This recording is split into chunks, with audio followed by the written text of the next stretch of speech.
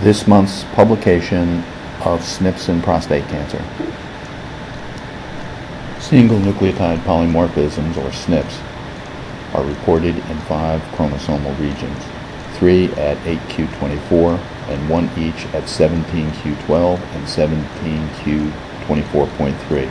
They have been associated with prostate cancer. Each SNP has only a moderate association, but when SNPs are combined, the association may be even stronger. In addition, when combined with family history, it may even have a stronger association. The authors, Zhang et al., evaluated 16 SNPs from 5 chromosomal regions in a Swedish population of 2,893 subjects with prostate cancer and 1,781 control subjects, and assessed the individual and combined association of the SNPs with prostate cancer. The results revealed that multiple SNPs in each of the 5 regions were associated with prostate cancer in single SNP analysis. When the most significant SNP from each of the 5 regions was selected and included in a multivariate analysis, each SNP remained significant after adjustment for other SNPs and family history. Together, the 5 SNPs and family history were estimated to account for 46% of the cases of prostate cancer in the Swedish men that were studied. The 5 SNPs plus family history had a cumulative association with prostate cancer, P for trend 3.932 times 10 to the minus 28th. In men who had any 5 or more of these factors associated with prostate cancer, the odds ratio for prostate cancer was 9.46, as compared with men without any of the factors. The cumulative effect of the variance and family history was independent of serum level PSA at diagnosis. Thus, they conclude SNPs in 5 chromosomal regions plus a family history of prostate cancer have a cumulative and significant association with prostate cancer.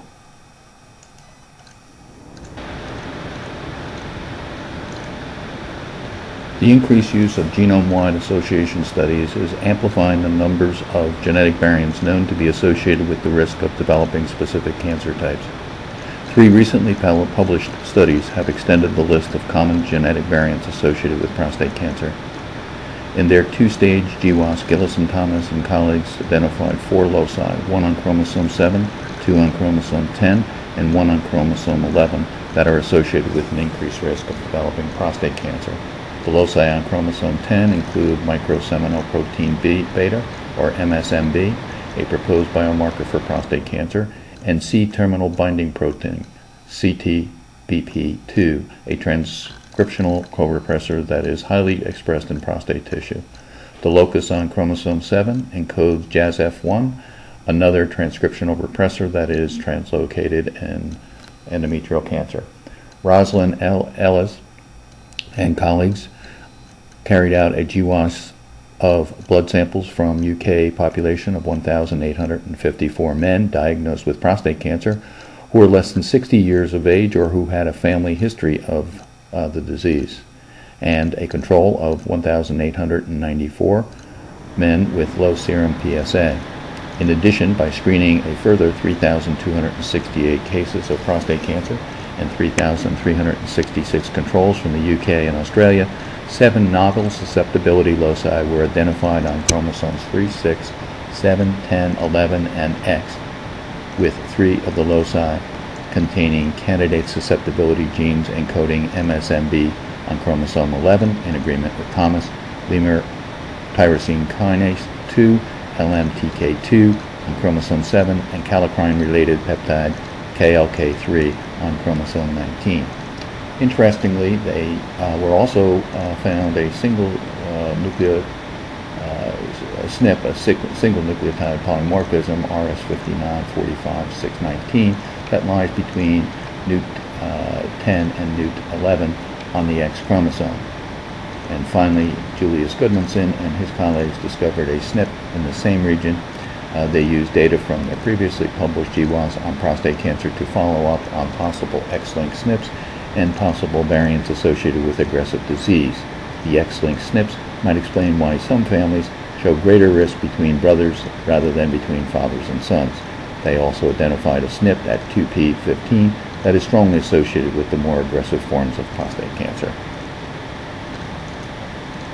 Journal of Nature Genetics, have established robust associations of common variants at 5 genetic loci with prostate cancer, a common disease for which we have had few prior clues to its familial predisposition or even its biology.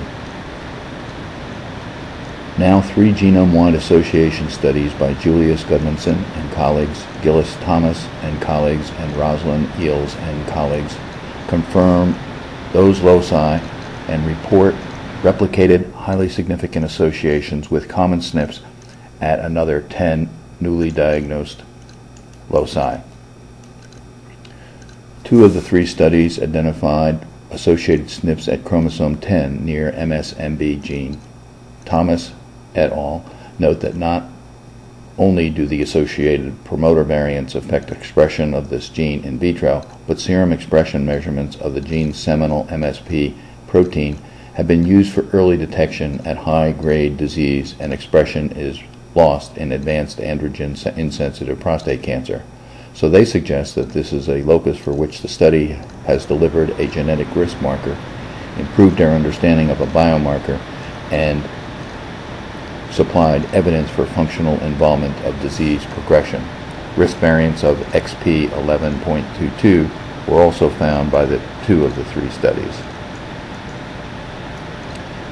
A currently used biomarker for prostate cancer diagnosis is an elevated serum concentration PSA, a prostate protease.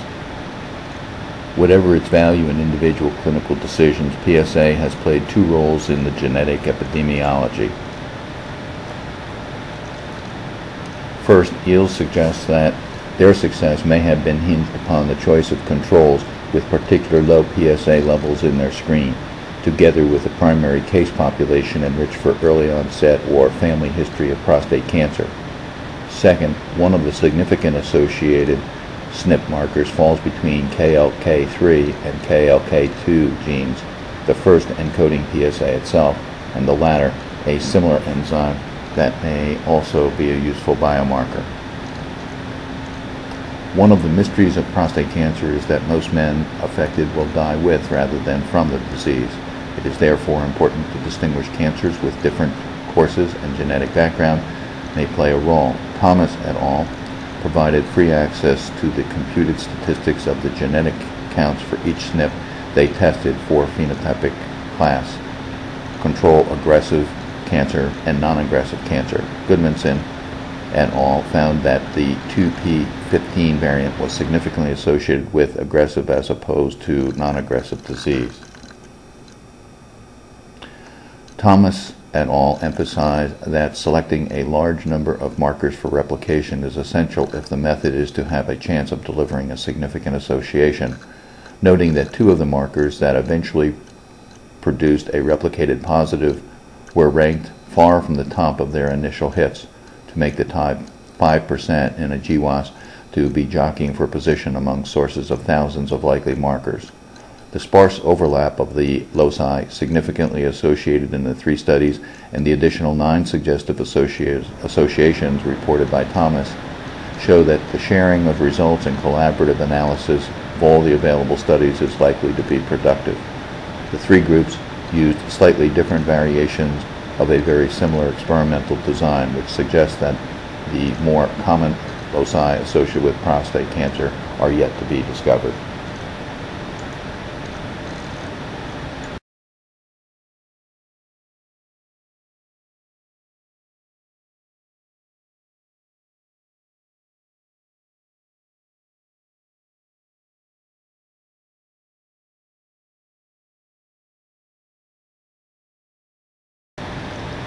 Eric Lander's presentation at the MIT World discussing the use of genome-wide association studies is also of interest and can be found at this URL.